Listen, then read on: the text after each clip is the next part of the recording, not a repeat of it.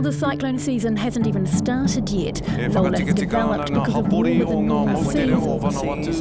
Things can happen like this, and they have. Tropical cyclone Lola is making its way towards Vanuatu, marking an early start to the season. Particularly that there are now most islands are on high alert. Yeah, and they tell us it's just hard to read. We should edit it for you. Yeah, just put in the text. Okay, I know. International law is a tool with which the human race can get out of the mess that it's in and into a better place. Oh, you're right. So we'll just figure out.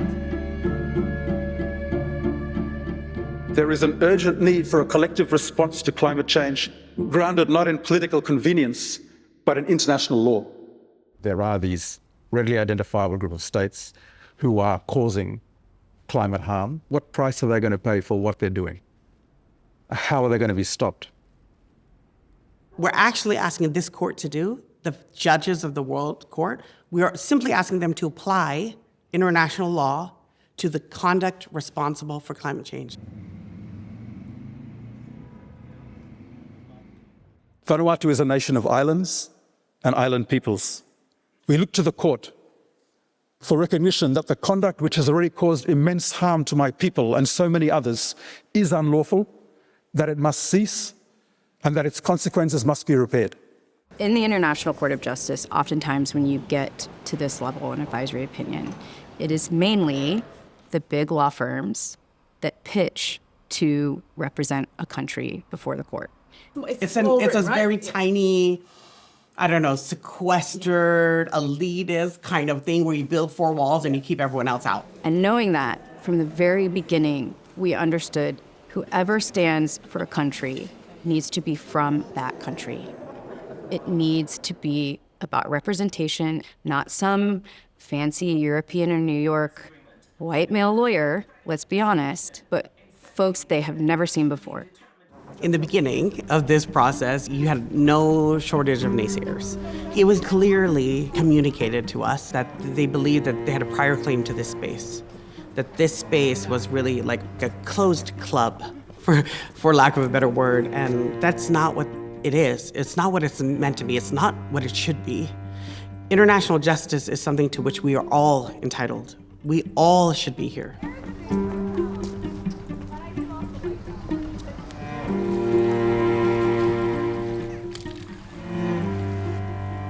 Because it's part of his culture was taken away through colonization, he's also trying to relearn and revitalize some of these cultural practices that are about taking care of their environment. And it's also at the same time being impacted by climate change. So they're trying to recover from colonization, and at the same time, it's being taken away. Wave or multiple waves of colonization. Yeah. Their entire sustenance is being destroyed by climate change, and it's due to too much heat or too much rain, completely unpredictable seasons. Landslides that were caused by really severe cyclones destroyed all of the gardens, so the women have to hike down the mountain, across a ravine, up another mountain to garden, and then maybe only have an hour in the garden. And they're feeling so worried even some people are having strokes. I don't know, I think it's very important. Yeah. On the ground, in community, gathering these sort of stories and earning the trust. You know, to even receive stories, you have to be trusted enough to receive them, right? It was hard for them to express what they were feeling, like empty walking around with a community that had to relocate. They said it was like losing a loved one, worse than death, worse than death. And they were experiencing such a wide range of harms, and those harms are clearly human rights violations, and they needed to be translated as such to the court. The most important question is a hidden question. That is a question between the two questions, the breach, because it goes to the core of the matter, which is that climate destruction is illegal.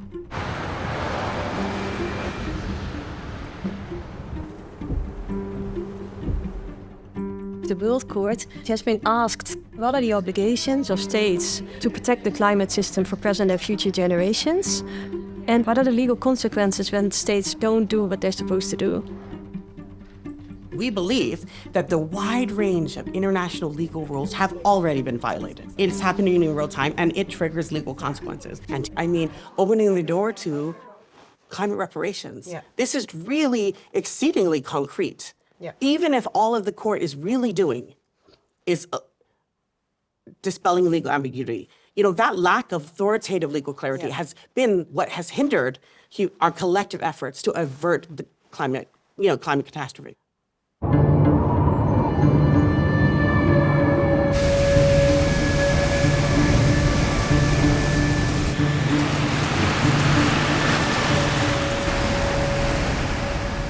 Typhoon Karen, Typhoon Pamela, Typhoon Paka, Typhoon Omar, Typhoon Ongsanwa. My first major typhoon, I remember all of the glass sliding doors, all of the glass windows, all of that shattered. My mother stood this mattress up and then we all huddled behind it. And I remember being frozen in that moment. These extreme weather events are just going to get stronger. They're going to get more intense. It's beyond chilling to think about our small island, Guam. I'm trying to use the law to wrap my arms around what I most love and wish to protect. We moved back to Papua New Guinea with my twins, who were 2 at the time. My daughter got sick, and this doctor that saw my daughter, he said she has dengue and malaria. There is an increase of occurrence, and it's because of climate change. And she's a tiny person, so it was a lot. When I came back from The Hague, that had been the longest time that I'd been away from my kids. And I explained to them what I'd been doing. And my daughter said something back to me like, did they say yes? Did they say this activity that's causing climate change is illegal? This matter-of-fact way, like everything is dying, like of course they would say this is illegal. There's nothing that will come out of COP that's going to say anything about oceans. For example, legal constructs exclude oceans. Yeah, how does it tie in with the question before the court? Good. If we are going to be talking about tackling climate change that affects everything, then law needs to also recognize that the entire corpus of international law should be included. Because climate change is a science, it's not a law, right? Yeah. So the law needs to grapple or be up to date. Yes, grapple. I like that. Let's use that. To grapple, be up to date with the science. Yeah. Interdisciplinary approaches, such as science. Yeah. I will never forget the first introduction. They were trying to construct a bridge from the Pacific to the Caribbean, but they couldn't do it. Everything I did at that point heavily relied on the contacts of my father. My dad was the Attorney General in Trinidad and Tobago. He's passed away now. He had a lot of regional contacts. Everybody was like, ICJ, what is this about? Pacific. But some people, where's Vanuatu? We went on the agenda and they agreed. We had slavery. We had colonization. They devastated us. They robbed us. And they became industrialized. They developed because of our hard work. Yet we now are in that same position again where we cannot develop because once again we're dying. We can't develop because we constantly have to use money for recovery. We're once again suffering literally because of their actions. So it's definitely colonization on repeat. When I heard that, I was like, whoa, that was a heavy blow, and it makes sense what you see. So all of the bad things that are causing climate change are ultimately facilitated by states. And when it comes to fossil fuel subsidies, it's a direct contribution from the state itself to the problem. They need to stop the fossil fuel industry, the greenhouse gas emissions, the destructive path of development they're on, to stop the harm, and then they need to repair the harm. A single line from the ICJ is something that can then be used in national courts around the world.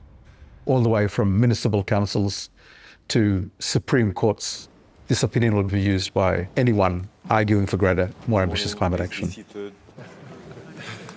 The science is clear.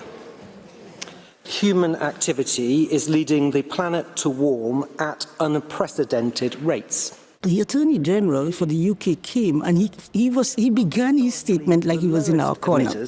Face the greatest impact on their territorial integrity, on their economy, on their culture and heritage. He was giving some praise to the small island developers, and then he just started coming at us with the climate treaties. The most constructive, the most concrete, and thus the most legally effective way is the climate change treaties. We had to refute it and make it clear to the court that it's not just the Paris Agreement and the climate treaties. The Paris Agreement also provides the answer to the second question. And I therefore invite the court to affirm the central role of the climate change treaties as a matter of fact. Customary international law has always been part of the corpus of international law, and we wanted that clear. Members of this honourable court, you have heard the scientific evidence, which is indisputable. You have heard the impacts on my country, which are devastating.